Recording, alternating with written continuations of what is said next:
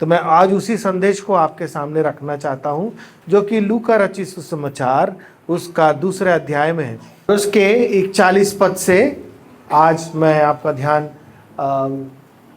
परमेश्वर के वचन की ओर ले जाना चाहूँगा। इसके पहले मैं कलीसिया को बहुत बहुत तहे दिल से हम लोग परिवार के साथ आप लोगों को बधाई देते हैं, और आप लोग परमेश्वर में ऐसे ही बढ़ते चले जाएं।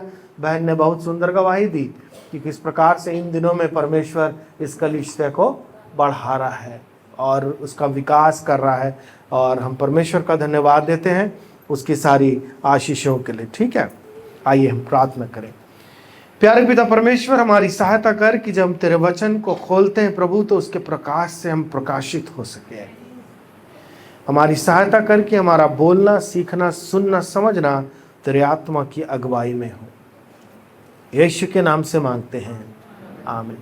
आपको मालूम है, अभी कुछ दिन पहले एक प्लेन क्रैश हुआ अहमदाबाद, राइट? और करीब 245 लोग थे उसमें। क्या हो गया मालूम है आपको? बस ऐसे उड़ा और गिर गया थोड़ा दूर जाकर। जिंदगी का कोई भरोसा नहीं है, ना ही उत्तम काम का भरोसा है। कुछ पायलट्स को लगता होगा कि हम पायलट हैं। हम कौन है? लेकिन अगर आप वर्तमान स्थिति देखो तो उन्हीं के ऊपर सारा दोष आ रहा है। मालूम नहीं क्या होगा, कैसा होगा, लेकिन बहुत सारी बातें आ रही कि ये मनुष्यों के मिस्टेक के कारण, मिस्टेक को क्या बोलते हैं, गड़बड़ी के कारण हो गया है ना। कुछ लोग प्लेन में सवार हुए होंगे, कुछ लोग जिंदगी में पहली बार बैठे होंगे। लगा होगा अपने बराबर दुनिया में कोई नहीं, खत्म। जिंदगी का कोई भरोसा नहीं है, और हर रोज जो खुदा हमारे जिंदगी में जोड़ता है, इसके लिए हमको क्या करना चाहिए? धन्यवाद देना चाहिए। इसीलिए दाऊद कहता है, मैं खुदा का धन्यवाद करता हूं क्योंकि आज का दिन, हालेलुया। तो हम एज अ कलीसिया, एज अ चर्च, आज के दिन के लिए प्रभु का क्या करें? धन्यवाद करें, क्योंकि ये दिन कलीसिया के लिए प्रभु ने विशेष बनाया है कि हम क्या कर सके, उन दिनों को याद कर सके जब कठिनाई में, विपरीत परिस्थितियों में, जब कलीसिया में लोग कम हो गए, फिर बढ़ गए, फिर कम हो गए, ऐसे उतार चढ़ाव की स्थिति में परमेश्वर ने हमको बढ़ाता ले गया, संभाल करके यहाँ तक हमको चलाया। और हम फल को देखते हैं। आकाश भाई को मैं देखता हूँ, भैया की मिनिस्ट्री के फल को, जो इस सेवा में सतत लगे हुए हैं और अपने जीवन से प्रभु के नाम को महिमा दे रहे हैं। मैं भैया के जीवन की एक बात बताना चाहता हूं। मेरे को उनके जीवन का एक बात मतलब इतना प्रभावित किया आप उनके जीवन के अंतिम दिनों में, जो मैं अपनी पत्नी को ही बोलता था कि वो ट्रेन में खंजेरी लेकर जाते नहीं थे, खड़े हो जाते थे और प्रचार करते थे और गीत गाते थे। मैं ये बोलता था कि मैं ये काम जिंदगी में कभी नहीं कर सकता, लेकिन पौलुस कहता है, हाय उस पर जो सुसमाचार से क्या करता हो? लजाता हो। तो एक चीज मैंने उनके जीवन से देखा कि रिस्क लेकर परमेश्वर के वचन को ना केवल उन्होंने प्रेम किया अपने जीवन में, परंतु निडरता पूर्वक उसको क्या किया? प्रचार भी किया। अच्छा, अभी कुछ हो जाए हमारे बीच में तो हम लोग कितने लोग निडर रहेंगे? अभी कुछ हो जाए, मान बवाल कट जाए हमारे बीच। परमेश्वर के वचन में लिखा है, उसके माता पिता, किसके? जोर से बोलिए। प्रति वर्ष फसह के पर्व में यरूशलेम जाया करते थे। कहां जाते थे? किसके माता पिता? ओके। और 42 पद में लिखा है, जब यीशु 12 वर्ष का हुआ तो वे पर्व की रीति के अनुसार यरूशलेम को गए। कितने वर्ष का हुआ यीशु मसीह? 12 वर्ष का हुआ। तो कहां गए? तो यीशु मसीह को लेके गए होंगे कि नहीं गए होंगे? गए ना? ठीक है, गए होंगे कि शायद गए, ऐसा गए थे। यीशु मसीह को लेके गए थे। यीशु मसीह खुद से रह गया, लेकिन माँ बाप से यीशु मसीह क्या हो गया? छूटा कि नहीं? आप लोग को समझ में आ रहा है कि नहीं? यीशु मसीह स्वयं तो क्या हो गए, रुक गए, लेकिन माता पिता ने उनको क्या कर दिया? माता पिता का काम था ना, अब जैसे बच्चे लोग देखते हैं कहीं खेलने में मजा आ रहा है तो वहीं बैठे रहते हैं, लेकिन माँ बाप का काम क्या है? चलो हो गया बेटा, बहुत हो गया, अब कल आके खेलना, ऐसे बोलते हैं ना हम लोग। तो दो चीजें, यीशु मसीह वहां पर क्या हो गए, रह गए, और उनके माता पिता क्या करते थे? जानते थे। क्या लिखा हुआ है? जोर से बोले, जानते थे। बाइबल में क्या लिखा है? एक साथ बोलिए ना। क्या नहीं जानते थे? नहीं जानते थे बोलने के लिए बोला तो रिपीट करे ले रहे हो आप लोग। नहीं जानते थे, क्या नहीं जानते थे? लड़का छूट गया है। क्या नहीं जानते थे? बताओ। और आगे लिखा हुआ है, वे यह समझकर कि अन्य यात्रियों के साथ होगा, मतलब रिश्तेदारों के साथ। कई बार हम लोग जाते हैं तो रिश्ते में जाते हैं ना, बहुत सारे लोग, है ना। तो क्या सोचा है इसके माँ बाप ने कि अन्य यात्रियों के साथ है। और आगे हम पढ़ते हैं, और कितना दिन का समय निकल गया? एक दिन का समय निकल गया। उसके बाद थोड़ा सा क्या हुआ? घबराहट। कहाँ चले गए लड़का, हमारा बच्चा कहाँ चला गया करके खोजने को निकले। और लिखा, उसे अपने कुटुंबियों में, जान पहचान वालों में क्या करने लगे?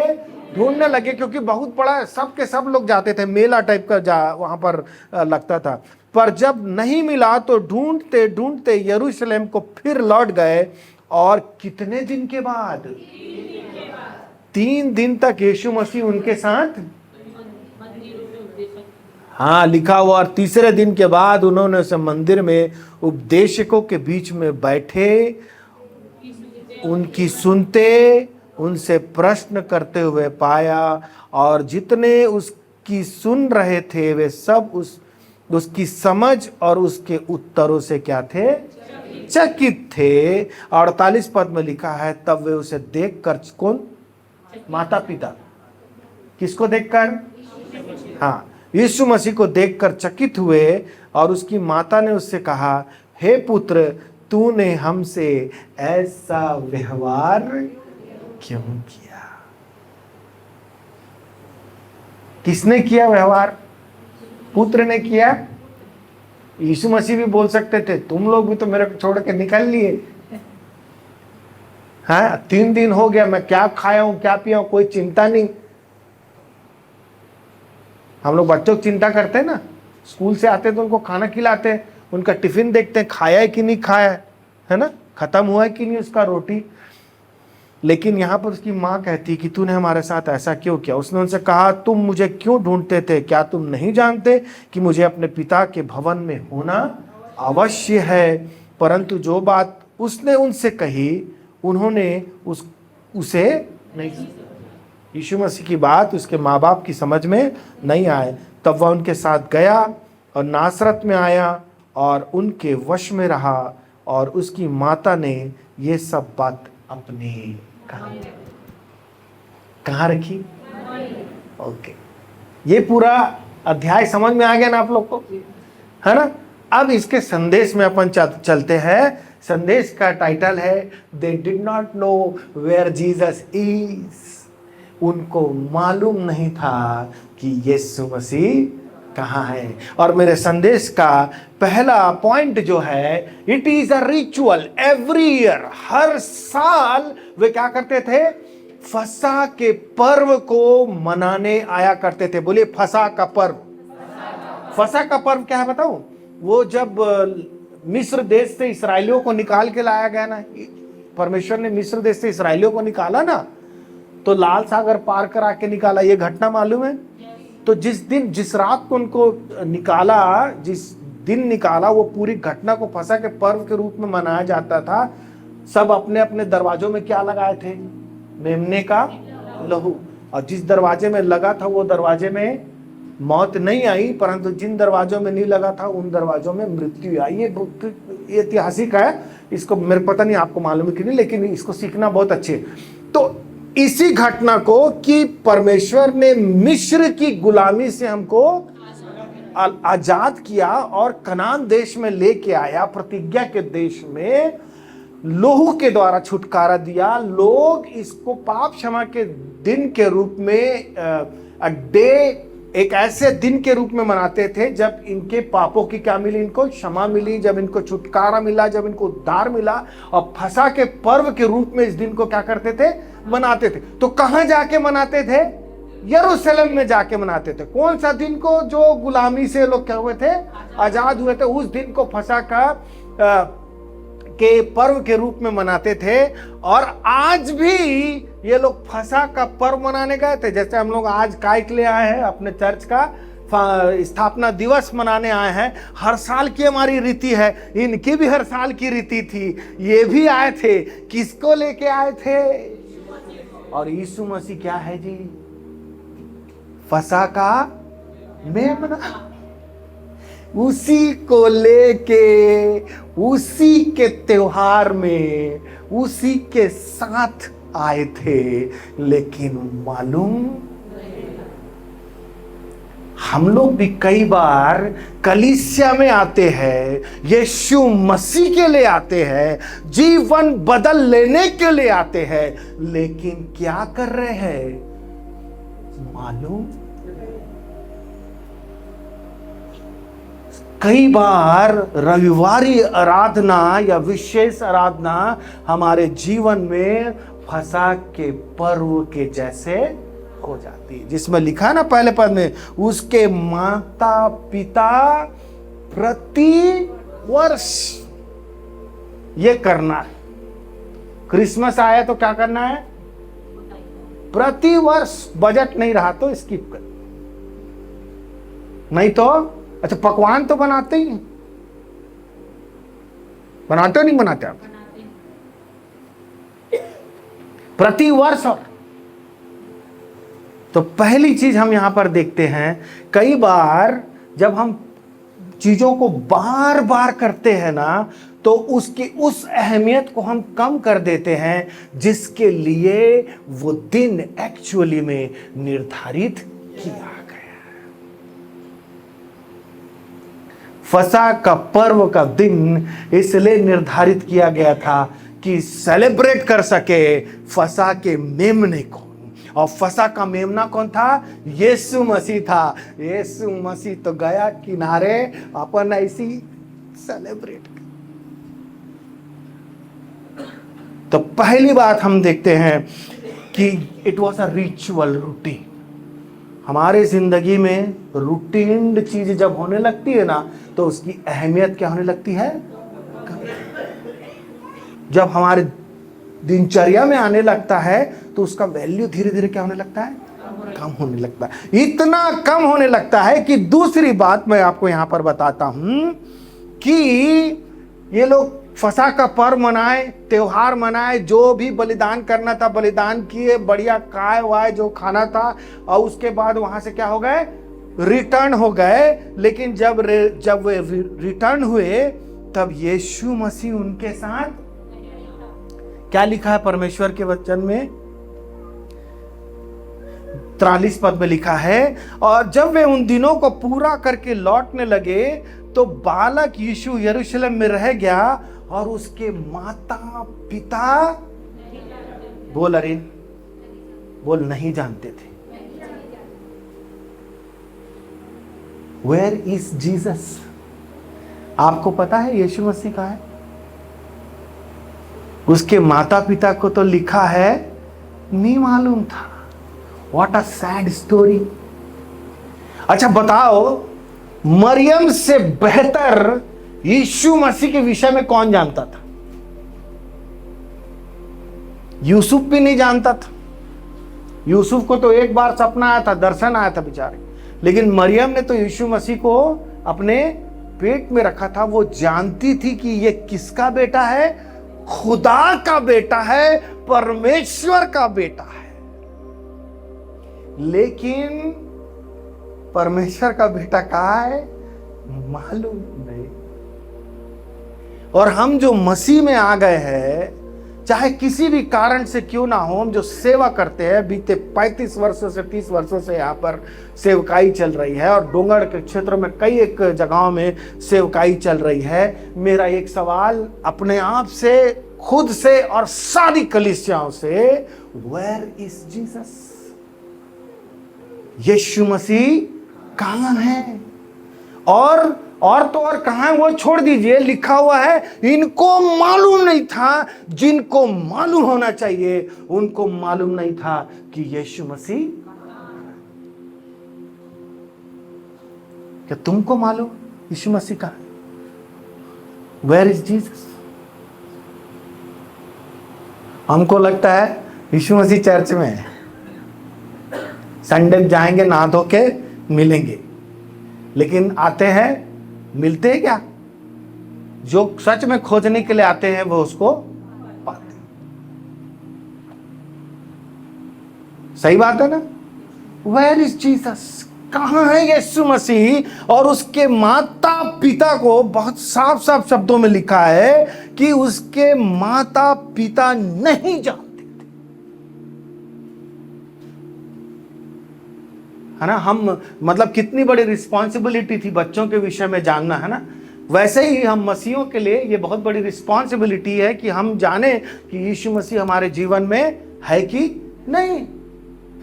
अगर मैं ये सवाल अपने आप से पूछूं या आपको कहूं कि आप अपने आप से पूछे कि क्या यीशु मसीह आपके जीवन में है, चलिए रखिए अपना हाथ दिल के ऊपर, सीधा हाथ, अब पूछिए अपने आप से, खुदा क्या तू मेरे जीवन में है? क्या जवाब मिला?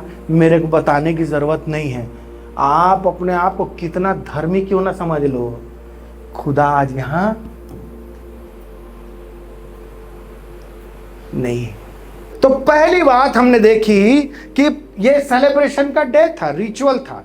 हमारे जीवन में रिचुअल इतना महत्वपूर्ण हो जाता है कि जिसके लिए हम रिचुअल्स करते हैं उसको हम सेकेंडरी कर देते हैं। दूसरा हम देखते हैं कि प्रभु यीशु मसीह इनके साथ नहीं था और इनको मालूम नहीं था, पता ही नहीं था इनको। जिसके लिए सब कुछ है वही साथ में नहीं है और पता नहीं है, लेकिन चल रहा है, सब अपनी जगह में सब कुछ चल रहा है। जिसके लिए चल रहा है वही नहीं है। तीसरी बात हम देखते हैं, क्या लिखा हुआ है 43 पद के आगे पढ़ेंगे। यह समझकर कि अन्य यात्रियों के साथ है। किसके साथ है? हाँ, कई बार हम लोग चर्च में क्यों आते मालूम? ये समझ के कि प्रभु यीशु मसीह याबेस भी एक साथ में है, हम जाएंगे याबेस भी हमको देंगे। क्या समझ के आते? कभी कभी समझते हैं क्रिस्टीना पास्टर के साथ है, वो हमको वचन देंगी तो हमको यीशु मसीह मिलेगा। उनने क्या समझा कि प्रभु यीशु मसीह किसके साथ है? अन्य यात्रियों के साथ है। कई बार लड़के को लग सकता है कि परमेश्वर प्रभु यीशु मसीह मेरे बाप के साथ है, बाप को लग सकता है मेरी पत्नी के साथ है, और हर पति को लगता है मेरी पत्नी बहुत दुआ हुआ करती है, प्रभु यीशु के साथ है, मेरे चिंता करने की जरूरत। तो तुम्हारे साथ है कि नहीं, इससे फर्क पड़ता है। यीशु मसीह किसके साथ है इससे क्या फर्क पड़ता है? यीशु मसीह मेरे साथ है कि नहीं, इससे फर्क पड़ता है। और ये लोग क्या समझ रहे? देखो, मसीह जीवन में कई बार है ना आंटी, ऐसा हो जाता है कि हमको लगता है कि है ना यार, है ना यीशु मसीह अपना जगह में, अभी उधर चिंता करने का जरूरत नहीं। इसके माँ बाप को लगा, और माँ बाप का सोचता हूं मेरे को बहुत दुख लगता है कि कैसे मरियम और यूसुफ किए। वो जानते थे कि प्रभु यीशु मसीह परमेश्वर का पुत्र है, एक बड़ी जिम्मेदारी है उनकी, लेकिन इस जिम्मेदारी से वो क्या हो गए? चूक गए। क्यों चूक गए? उनको चाहिए था कि प्रभु यीशु मसीह को देखते। प्रभु यीशु मसीह को तो रुकना ही था, मंदिर में प्रभु यीशु मसीह को रुकना था। अगर ये चूक नहीं करते तो शायद ये भी प्रभु यीशु मसीह के साथ 3 दिन मंदिर में ही होते, और जो डिस्कशन चल रहा था उसमें से ये भी सीख सकते थे, लेकिन अफसोस कि माहौल इतना गर्म था कि मेमने को छोड़कर जिंदगी में आगे बढ़ गए। और हम क्या सोच रहे हैं कि हमारे अन्य रिश्तेदारों के साथ हो। कितने बच्चे ऐसे सोचते हैं कि प्रभु यीशु मसीह मेरे माँ बाप के साथ। तुम ये सोचते हो कि तुम्हारे पास्टर, तुम्हारी पास्टरनी, या वो भैया या ये भैया, वो दुआ करने वाले अंकल उनके पास है, तो खुदा उनके पास है, उनको तो आशीष मिल रही है, लेकिन खुदा तुम्हारे पास है ना। चौथी बात हम देखते हैं कि इनको कितने दिन तक पता नहीं चला? एक दिन तक पता नहीं चला। कितने दिन तक पता नहीं चला? क्या एक दिन तक पता नहीं चला कि यीशु मसीह साथ में नहीं है? आप में से कितने लोग हैं 60 साल के हैं? हाथ मत उठाइए, अच्छा नहीं लगता। 50, 40, हमको नहीं मालूम कि जिंदगी के हम 50 साल गुजार लिए। मैं खुद 51 साल का हो गया हूं, पर हमको नहीं मालूम कि खुदा हमारी जिंदगी में कितने दिन से नहीं है। हो सकता है एक दिन से खुदा हमारी जिंदगी में नहीं हो सकता है 2 दिन से नहीं हो सकता है 3 दिन से नहीं हो, 1 हफ्ते से नहीं हो सकता है। जितने साल का मैं हूं उतने साल से खुदा मेरी जिंदगी में नहीं है, लेकिन चर्च आता हूं, हर साल फसा का पर्व मनाने भी जाता हूं, सारा काम करता हूं, लेकिन जिंदगी में खुदा नहीं है। और अपने को मालूम भी, ये जानना बहुत जरूरी है कि यीशु मसीह मेरे साथ है कि नहीं। ये सवाल मैं रोज पूछूं, कहाँ है खुदा? मेरे साथ में है कि नहीं? क्या मैंने उसका हाथ पकड़ा या उसने मेरा हाथ पकड़ा है कि नहीं? एक गाना गाते हैं बहुत पुराना, तू थाम ले मेरा हाथ मैं चलूं तेरे साथ। हाँ, हम लोग बिना हाथ थामे ही निकल गए। एक दिन हो गया और हमको पता भी चला तो लगा कि अरे रिश्तेदारों के साथ होगा। फिकर नॉट, चिंता करने की जरूरत नहीं। जिंदगी में खुदा नहीं है, लेकिन हम खुश है क्योंकि दूसरों के साथ है। अपने को क्या करना, उनके पास है ना यार। और एक दिन हो गया मालूम नहीं है तो भी खुश हैं। अब एक सवाल, एक अपने आप से बहुत गंभीर सवाल है। आप पूछो, मेरा संबंध, मेरा रिलेशनशिप, क्या मैं खुदा के साथ बना हुआ हूं कि नहीं? अगर बीते 30 वर्षों में खुदा, इस कलीसिया का खुदा नहीं होता तो बिखर गई होती कलीसिया। लेकिन इस कलीसिया को रोज ये सवाल पूछना है, और इन विषम परिस्थितियों में, वर्तमान के दिनों की परिस्थितियों में, कि खुदा हमारे साथ है कि नहीं। कलीसिया कहीं इसलिए तो नहीं आती कि पास्टर याबेस के पास खुदा है तो हम मिलने चले, नहीं। हम इसलिए वहां जाते हैं कि हम सब मिलकर खुदा को क्या करें? प्रकट कर सके। हालेलुया। हम कलीसिया में इसलिए आते हैं कि हम सब मिलकर खुदा को अपने जिंदगी से क्या कर सके? प्रकट कर सके। विषम परिस्थितियों में अगर आप चाहते हो कि कलीसिया बढ़ती रहे, जहां भी रहे बढ़ती रहे, तो उसके लिए हर किसी के साथ खुदा को भेजना होगा। हालेलुया। हम यहां मिले या ना मिले, हम जहां भी रहे खुदा के साथ रहे। Hallelujah. That should be the responsibility of this church. यार, एक कलीसिया की जिम्मेदारी होनी चाहिए कि हम जहां भी रहें खुदा हमारे साथ रहे। ओके, जल्दी से 2 और बात बताऊंगा और फिर हम खत्म करें। एक दिन से वे नहीं जानते थे कि खुदा उनके साथ नहीं। आप कितने दिन से नहीं जानते हो कि खुदा आपके पास नहीं है? अच्छा, हमको पता भी चल जाता है कि हमारे साथ तो नहीं है, पक्का नहीं है प्रभु। अच्छा, आप में से कितने ऐसे लोग हैं जो गलती करते हैं तो उनको लगता है यार गलती हो गई? कितनों को लगता है? हाथ उठाए। जितनों को लगता है गलती हो गई और ग्लानि आती है, उनके साथ खुदा है, क्योंकि परमेश्वर का आत्मा उनके जिंदगी में काम कर रहा है। और जितनों को मतलब गलती करने के बाद भी नहीं लगे कि गलती हो गई है, उनके पास से परमेश्वर का आत्मा क्या हो गया है? उठ गया है। जैसे शाऊल के लिए लिखा हुआ, शाऊल राजा के लिए, कि परमेश्वर की आत्मा उसके पास से क्या हो गई थी? उठ गई थी। उसको पता ही नहीं चलता था कि वो गलत कर रहा है कि नहीं कर रहा है। अगर आप चोरी कर रहे हो और आपको गलत यहाँ लग नहीं रहा है कि हम गलत कर रहे हैं, तो आप परमेश्वर की आत्मा से क्या हो गए हैं? दूर हो गए। तो चोरी करते ही लगा यार गलती हो गया, कैसे ठीक करूं इसको, मतलब परमेश्वर का आत्मा काम कर रहा है। ओके, नेक्स्ट हम यहां पर देखते हैं, they were related but they were not connected. आप ऐसा हो सकता है, देखो मरियम यीशु मसीह की कौन थी? दे वर इन रिलेशन, रिश्ता था। क्या था? जोर से बोलो। हम तो यीशु मसीह के क्या है? रिश्तेदार है भैया, लेकिन यीशु मसीह से कनेक्टेड नहीं है। रिश्तेदारी तो बड़ी पुरानी है। देखो आप ये चीज को ध्यान रखो,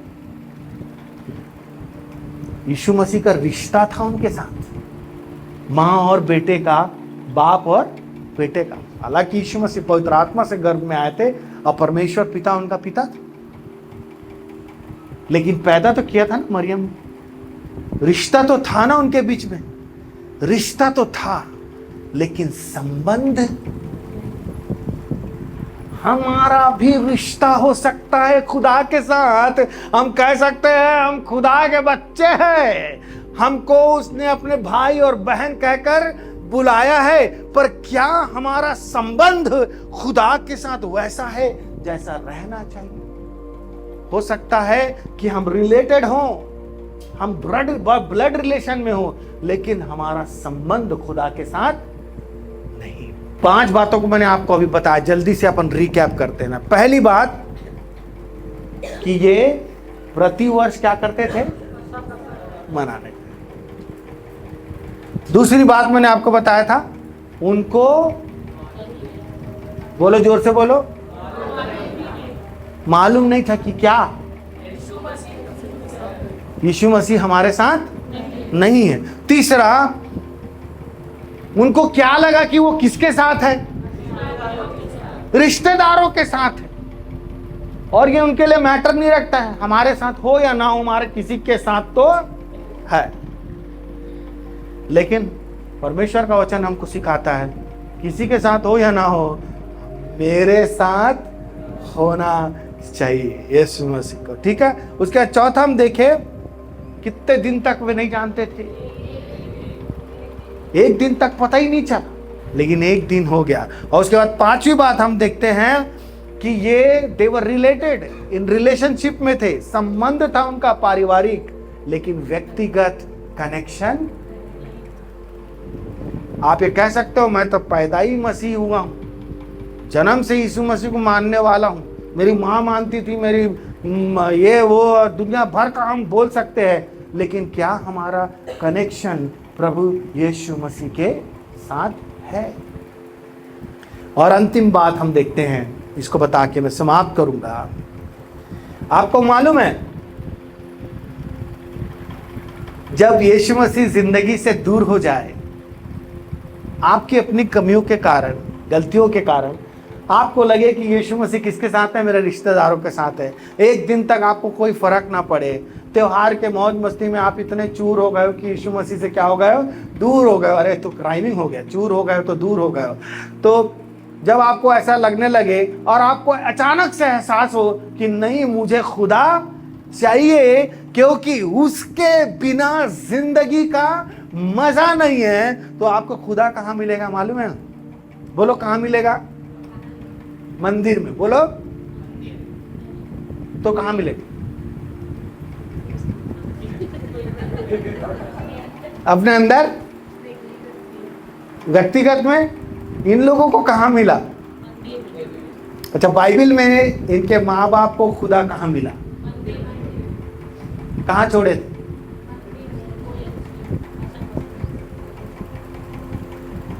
आपका आप कभी ना कभी खुदा के साथ व्यक्तिगत हुए हो ना, संबंध हुआ है, रोए हो परमेश्वर के सम्मुख में, प्रभु हमारे परिवार में आशीष दे, दरिद्री को दूर कर, या चंगाई दे, या मानसिक प्रताड़ना से तू हमारे परिवार को क्या कर, दूर कर। और अचानक से परमेश्वर का तेज, उसकी उपस्थिति, उसके प्रकाश, उसके सामर्थ्य को आपने महसूस किया है ना, और आपको मजा आया है ना कि यार परमेश्वर की उपस्थिति में कितना ताकत है। लगा है ना कभी तो लगा होगा ना।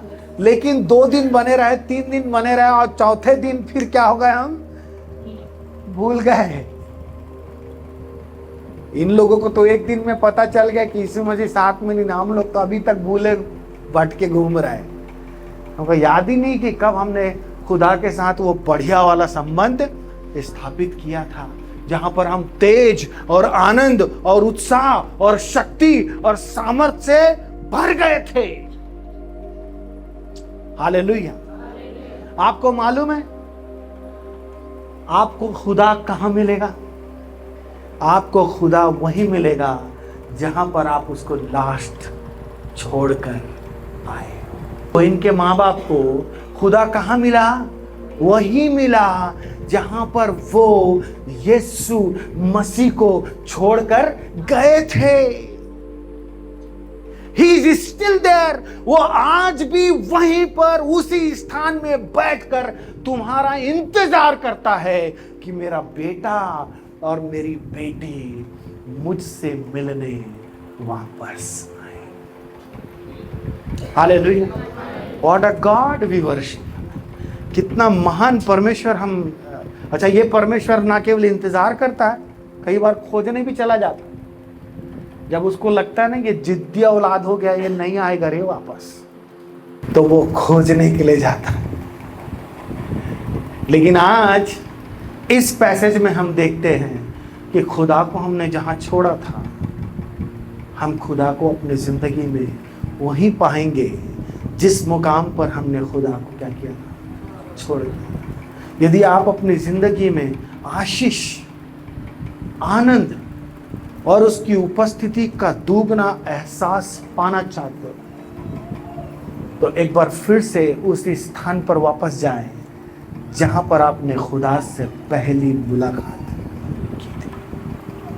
हो सकता है ये चर्च का वो जगह हो जहां पर ऑल्टर कॉल दिया गया हो बिनार भैया के द्वारा, और आपने खुदा की उपस्थिति को महसूस किया। हो सकता है जैसे बहुत सारे लोग गवाही दे रहे, हो सकता है ये वही जगह है, ये वही स्थान है जहां पर खुदा ने आपको अपना दर्शन दिया था, अपनी उपस्थिति से अवगत कराया था। कलीसिया में आज आपको एक संदेश के रूप में ये बताना चाहता हूं कि अगर हम सदा काल के लिए परमेश्वर की कलीसिया के रूप में इस स्थान में स्थिर बने रहना चाहते हैं, तो हमको खुदा से रोज बरोज मुलाकात करने की आवश्यकता है। हम ये ना सोचे कोई और लेके चला गया है, हम ये ना सोचे एक ही दिन तो हुआ है, कल खोज लेंगे ना। हमारी जिम्मेदारी है कि हम खुदा के साथ बने रहें, और एक कलीसिया के रूप में जिसे परमेश्वर ने बीते 30 वर्षों तक आगे बढ़ाया है, एक ही प्रथम रिस्पॉन्सिबिलिटी होनी चाहिए, God and the church member, खुदा और कलीसिया के लोग। इनका अगर संबंध बना रहे तो जैसे सिस्टर कह रही थी, यहाँ आती है तो बहुत अच्छा लगता है, सब लोग आपस में प्रेम करते हैं, ये बने रहना चाहिए। और ये तब तक बना रहेगा जब तक खुदा हमारे बीच में रहे। हालेलुया। जिस दिन दूसरे चीजें आ जाएंगी उस दिन सब गड़बड़ाने लगेगा। यदि आप चाहते हैं कि परमेश्वर इस कलीसिया को ऐसे ही इस्तेमाल करे, परमेश्वर को इस कलीसिया में लाए, let this church be the church of God. परमेश्वर हम सबकी सहायता करे, हम सबको आशीष दे, और अपने अनुग्रह से परमेश्वर हम सबको आगे बढ़ाए। एक बार फिर से कलीसिया को इसके 30वें जन्मदिन पर मैं हार्दिक बधाई देता हूँ।